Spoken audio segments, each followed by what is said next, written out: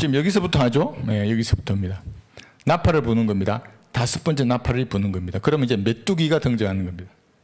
메뚜기. 근데 이 메뚜기는 이제 볼 겁니다. 우리가 왕이 없는 메뚜기입니다. 메뚜기들.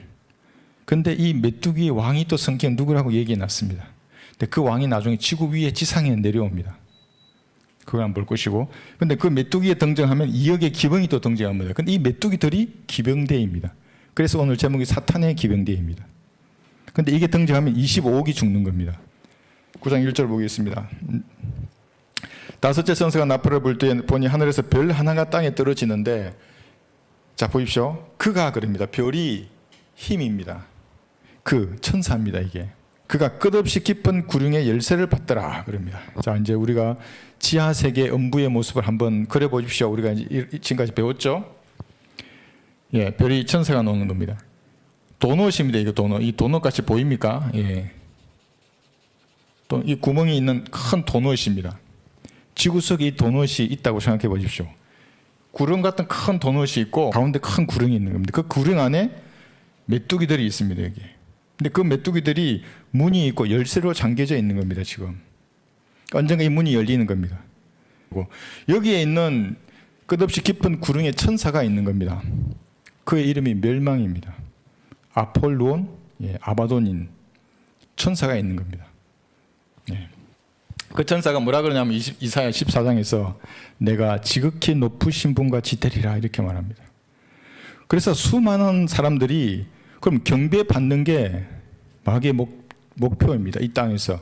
지난 6,000년의 인류 역사를 볼 때 교회 시대 2000년, 그 뒤에 4,000년 봤을 때 사탄의 목표는 하나입니다. 경배받는 겁니다. 마귀들은. 그래서 자기 교회를 가지고 있습니다. 자기 성도를 가지고 있고 교인들을 열심히 노력하는 많은 사람들을 가지고 있는 겁니다. 이 사람들 한번 보십시오. 그가 끝없이 깊은 구렁을 여니 큰 용광로의 연기 같은 연기가 구렁에서 올라오는데 해와 공기가 그 구렁의 연기로 말미암아 어두워지더라. 또 그 연기에서 메뚜기들이 땅 위로 나왔는데 땅에 정갈들이 지닌 근세와 같은 근세를 받더라. 자, 메뚜기가 나옵니다. 네. 그러니까 이 지금 우리가 하는 것은 대환란, 예, 후반기 3년 반에 구렁에게 문이 열리는 겁니다. 여기서 연기가 나고 메뚜기들이 막 이제 땅 위로 올라옵니다. 지구 위로. 지상으로 올라오는 겁니다. 여기 한번 볼까요? 11절. 9장 11절 보시면 또 그들에게는 자기들을 다스리는 왕이 있으니 메뚜기들인데 왕이 있답니다. 그 왕이 누군지 한번 보십시오. 끝없이 깊은 구릉의 천사요. 그의 이름은 히브리어로 아바돈이며 헬라어로 그의 이름은 아폴로온이더라. 이게 누군지 아십니까? 이름이 뜻이 멸망입니다. 멸망. 그러면 지금 구릉에 있는 이 천사가, 이 천사도 땅 위로 나오고 수많은 메뚜기들, 사실 이게 2억입니다. 나중에 보시면 됩니다. 지상으로 나온 겁니다. 이 멸망의 아들이 여기 나오는데 이게 누굽니까? 유다 이스카리옷입니다. 그러면 나중에 적그리스도가 이 땅에 올 때는 한번 보십시오. 유다 이스카리옷의 영, 사탄의 혼, 교황의 몸을 입는 겁니다. 이게 이 천사가 땅에 왔을 때는 무시무시한 일이 일어날 겁니다. 하늘의 별 3분의 1, 여기서 별은 천사들을 말합니다. 아까 이 별 힘이라 그랬죠. 천사들과 같이 내려옵니다. 타락한 천사들. 그러니까 지금 셋째 하늘에 있는데 이때 타락해서 내려오는 겁니다. 한년 후반기 반에 지구로. 무시무시한 일들이 일어날 겁니다. 기병대의 수는 2억이니 내가 그들의 숫자를 들어놓으라. 갑자기 기병대가 나오네요. 기병대가 누굽니까? 지금 우리 구성하고 있습니다. 메뚜기들입니다. 메뚜기들이 여기는 기병대로 말하고 있습니다. 잠언 30장 27절에는 사람들이 이 메뚜기와 우리가 땅에서 보는 메뚜기와 이렇게 구분할 수 없을까 봐 친절하게 메뚜기들은 왕이 없다고 말을 합니다. 그런데 이 구렁에서 나온 메뚜기들은 왕이 있는 겁니다. 그것이 유다 이스카리옷입니다. 멸망의 아들. 여기서 끝나지 않고 계시록 16장 12절을 보시면 여섯째 천사가 자기 호리병을 큰각 유프라테스에 쏟으니 강물이 말라버려서 동방의 왕들의 길이 예비되더라 그럽니다. 동방의 왕들이 옵니다. 이 2억의 군대와 함께. 동쪽에서 오는 겁니다. 동쪽에 군대가 누가 있습니까? 중국, 러시아, 그 다음에 인도, 이 세계 나라의 군대만 합해도 예비군까지 엄청난 전력이 됩니다. 그 외에 이제 여러 가지 있죠. 스탄으로 끝나는 이스라엘 군대들, 이 메뚜기들 2억의 사탄의 기병대가 문자적이냐 그렇지 않느냐를 두고 뭐 논쟁이 있지만 제가 보기에는 문자적입니다. 그러니까 짐승입니다. 왜냐하면 왕이 있습니다. 이 기병, 이 메뚜기 같은 기병은 왕을 가지고 있는 겁니다. 만약에 AD 90년도에 요한이 현대의 전차나 장갑차 군인을 보고 묘사한 거라면 왕이 있다는 말은 하지 않았을 겁니다. 묘사만 했지 그렇게. 그런데 계속 왕이 있다는 것을 강조하는 겁니다. 이 사탄의 기병. 자, 이쪽은 사탄의 기병이고 이건 하나님의 기병입니다. 계시록 19장에 있습니다. 이것은 사탄의 기병 어떻습니까? 꼬리에 침이 있고 뱀 같습니다. 꼬리에 힘이 있는 겁니다.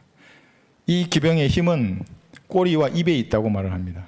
그리고 머리카락이 여자의 머리카락입니다. 얼굴은 사람의 얼굴 같고 이럽니다. 메뚜기의 얼굴 같고 사자와 같고, 예. 초자연적인 기병입니다. 그런데 하나님의 군대는 어떻습니까? 하나님의 군대의 기병은 이사야 34장 7, 8절 보시면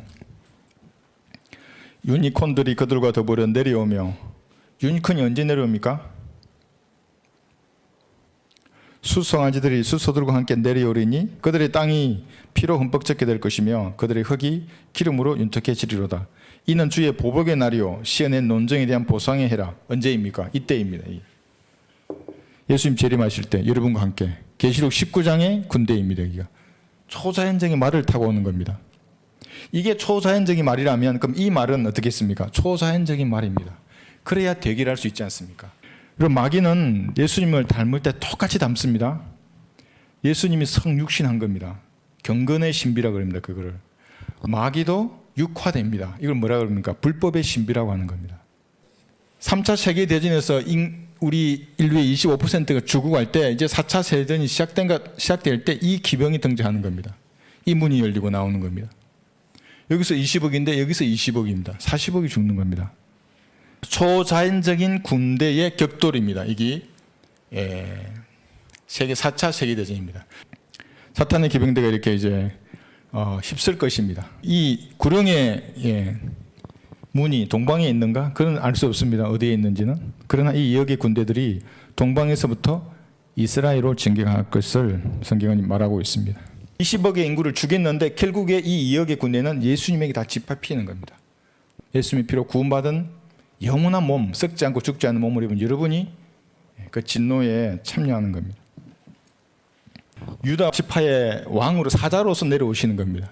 포도즙 틀을 밟으시는 겁니다. 2억의 군대를 한순간에 죽이는 겁니다.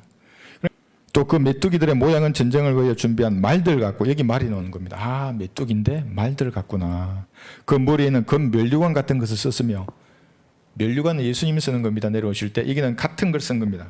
그 얼굴은 사람들의 얼굴과 같고 그들의 머리카락은 여인들의 머리카락 같았으며 그 이빨은 사자들의 이빨 같더라. 또 그들의 흉비는 추릉비 같았으며 날개 소리는 전쟁터로 날아가는 많은 말들이 끄는 뱅고 소리 같더라. 그들에게는 정갈과 같은 꼬리가 있고 그들의 꼬리에는 쏘는 침이 있으며 5달 동안이나 사람들을 해치게 하는 권세가 있더라. 그래서 5달 죽음의 수라고 하는 겁니다. 사람들을 해치는 권세를 받을 초자연적인 기병입니다. 자, 여기 11절이죠. 아까 잠시 읽었지만 다시 한번 보시면 그들에게는 자기들을 다스리는 왕이 있으니 끝없이 깊은 구름의 천사요 그의 이름은 히브리어로 아바돈이며 헬라어로 그의 이름은 아폴로온이더라. 이게 멸망의 아들입니다. 그래서 여기 성경대로 초자연적인 군대입니다. 이들은. 23절 여섯째 천사가 나팔을 불 때 내가 들으니 하나님 앞에 있는 금제단의 네 뿔에서 한 음성이 나는데 나팔을 가진 여섯째 천사에게 말하기를 큰 강 유프라테스에 결박해 놓은 네 천사를 풀어주라고 하니 그 네 천사가 풀려나더라. 그들은 사람들의 3분의 1을 죽이려고 그 연, 월, 일시를 위하여 예비해 둔 자들이라. 기병대의 수는 2억이니 내가 그들의 숫자를 들었노라. 숫자까지 말했습니다. 이게 사람들의 3분의 1 말하죠. 기병대 나왔습니다. 또 내가 환상 가운데 말들과 그 위에 탄 자들을 보았는데 그들은 불과 제신서와 유황으로 된 흉비를 지녔으며 말들의 머리는 사자들의 머리 같고 그들의 입에서는 불과 연기와 유황이 나오더라. 그러니까 초자연적인 말입니다. 이 세 가지 즉 그들의 입에서 나오는 불과 연기와 유황으로 말미암아 사람들의 3분의 1이 죽더라. 이게 25%입니다. 벌써 절반 죽었습니다. 이제 그것들의 힘은 그들의 입과 꼬리에 있으니 이는 그들이 꼬리가 뱀 같고 머리가 달렸으며 그것으로 상하게 함이더라. 그랬죠? 예. 머리털은 여자 같은 겁니다. 이렇게 특징이 꼬리, 입에 힘이 있는 겁니다. 이 초자연적인 말은. 그럼 이 말 위에 누가 탔을까요? 사탄의 기병대의 말 위에 누가 탔을까요? 하나님의 유니콘 이 군대 기병대의 이 기병들은 누굽니까? 여러분들입니다. 33살의 남자입니다. 우주의 정상에서 지구로 내려올 때 이 말을 타고 내려오는 겁니다. 뿔이 있습니다. 유니콘 특징이. 여기 탄 사람 이 사람은 제 생각에 보십시오. 대환란 때 어떤 변종들이 생깁니까? 휴먼로이드입니다. 기계와 사람이 결합한 겁니다. 그다음 각종 하나님이 만들지 않은 종들이 생깁니다. 천사의 3분의 1이 내려온다 그랬죠. 그럼 창세기 6장에 나와 있는 거인족뿐만 아니라 괴물, 짐승도 아니고 사람도 아니고 이상한 종족이 생기는 겁니다. 그 UFO에서 내리는 종족들도 있습니다. 이 키가 아주 보셨죠? 다양한 종족들이 있습니다. 그러니까 그건 사람도 아니고 짐승도 아닙니다. 초자연적인 말을 타고 지구로 내려오시는 전능하신 하나님께 대항하는 겁니다. 저 우주의 정상에서 빠른 속도로 뭔가 내려오니까 마귀는 아는 겁니다. 성경은 아니까 말 타고 내려온다는 걸. 자기도 말을 구하는 겁니다. 이렇게 대항하려고. 이게 붙는 겁니다. 기병대와 기병대가. 이게 역습하러 내려오는 부대고 방어 부대들입니다. 여기가 이스라엘입니다. 이게 동방에서 내려온 2억의 군대. 아까 말씀드렸죠. 중국과 러시아부터 해서 인도부터 해서 동방에서 내려오는 겁니다. 이렇게 해서 북에서 아래로 내려옵니다. 그러면 가는 데가 어디입니까? 여기가 머깃도입니다. 여러분이 알고 있는 아마게돈입니다. 여기가. 머깃도 평원에 인공위성 사진으로 보시면 군사학을 전공한 사람은 다 압니다. 이스라엘을 점령하려고 그러면 만약 북쪽에서 군대가 내려와서 공격하겠다 그러면 반드시 이 평야에 주력이 들어가야 합니다. 왜 그러냐 하면 여기서 세 개의 도로로 뻗어나갑니다. 여러분 보시기에 제일 우측의 이 통로가 왕의 대로입니다. 배우셨죠? 가운데가 족장의 길입니다. 족장의 길. 여기 뭐냐면 해안도로입니다. 이 세 개의 도로로 부대들은 마음대로 갈 수 있기 때문에 여기에 주력을 배치하는 겁니다. 그리고 전투력을 마음대로 전환하는 겁니다. 야, 주공은 일로 가. 조공 여기, 예비 여기. 또 실시간에 마음대로 바꿀 수 있습니다. 여기서. 야, 여기를 좀 더 줬다가 덜 줬다가 조정할 수 있는 겁니다. 천혜의 장소입니다. 여기가. 그래서 예수님께서 다마스커스로 오셨다가 여기로 들리는 겁니다. 주력을 박살내는 겁니다. 그리고 가자 지방으로 해서 이집트에서 유턴해서 왕의 대로로 와서 제레미서 들어가시는 겁니다. 포위하는 겁니다. 그러니까 이게 군대의 전술이 어디서 나오는 거 제가 가만히 보는 거 다 여기서 나온 겁니다. 기가 부대 전술이. 왜 그러면 이들이 지난 시간에 말씀드렸죠. 이 이스라엘을 이렇게 공격하려고 하는가. 여기도 곡의 정전으로 이스라엘을 공격한다고 그랬죠. 예, 곡이. 이스라엘을 없애는 겁니다. 여기도 이역의 군대가 이스라엘을 없애러 내려오면서 다 쓸어버리면서 내려옵니다. 왜 이스라엘을 없앨까요? 제가 역습의 예를 들었죠. 얘들도 기병입니다. 기병. 만약에 이스라엘 민족을 멸절시켜버렸다. 시를 완전히 종자를 박멸해버렸다. 아무도 안 남았다. 이스라엘이. 국가가 없다. 그럼 예언이 이루어지지 않는 겁니다. 예루살렘 도성에 들어가서 입성하신다 그랬는데. 그래서 그 시를 없애려고 창세기 3장에서부터 그렇게 공격했던 겁니다. 창세기 6장에 벌써 시를 혼잡게 한 겁니다. 노아의 때에. 그막 청사들은 내려와서 사람의 씨를 혼잡게 해버리는 겁니다. 여자의 씨가 태어나지 않게 하기 위해서. 4,000년 동안 싸웁니다. 4,000년 동안. 계속 수없이 여자 씨를 혼잡게 하고 그렇게 함으로써 결국에 여자의 씨에서 예수님께서 나오셨죠.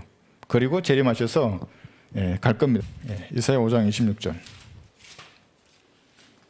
빠른 속도로 옵니다. 또 그는 먼 곳에서 민족들에게 길을 높이시고 땅 끝에서부터 그들에게 소리를 내시리니 보라 그들이 빠른 속도로 오리라. 이게 역사적으로도 적용하고 예언적으로 적용할 때 이것이 동방의 2억의 군대들이 빠른 속도로 오는 겁니다. 그게 어떻게 가능합니까? 초자연적인 군대이기 때문에 이스라엘을 마지막으로 이제 공격하려고 오는 것입니다. 나중에 예수님께서 2억의 군대를 친히 진멸하시는 겁니다.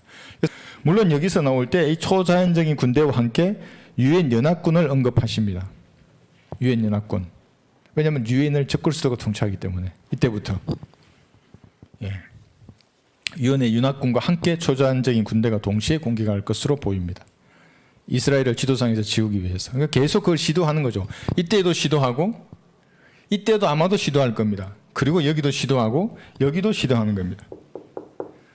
공격의 목표가 이스라엘입니다. 그 안에 계신 예수님이고